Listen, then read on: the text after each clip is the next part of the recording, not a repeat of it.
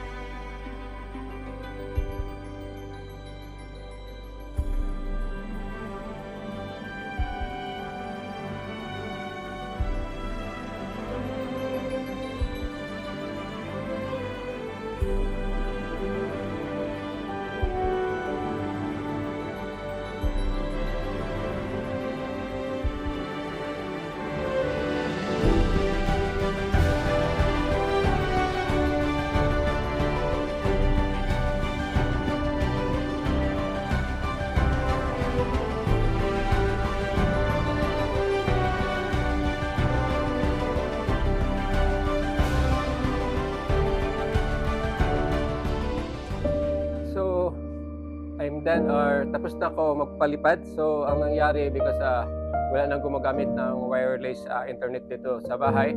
So it happened na pag on ko sa drone tapos is naka-unlock namin kanina for permission na makapalipad kami dito sa area. Nagdiretso siya no navigation error na ang nangyari tapos marami din ang satellite na nakuha niya. So yun, nakapagpalipad ako ng maayos. In fact is napapalipad ko pa yung drone ko papunta doon sa archery with 70 meters. So bumalik agad ako because natakot ako baka maubusan ako ng battery tapos is malakas yung hangin. So taas yung flight ko kasi takot ako baka tirahan yung tirador ba. So for this evening, it's already 6 o'clock na. For this evening, yun lang ang share ko sa inyo about my flight in drone. So another discovery na naman about my drone na isa sa cause din is yung mga wireless internet or yung mga cellphone na naggamit lang ng Wi-Fi. Kung malapit ka dyan, there's a tendency na magka-navigation error yung drone mo. So yun lang. So maraming salamat sa panonood. God bless you all. Have a nice evening ahead of you. Bye-bye.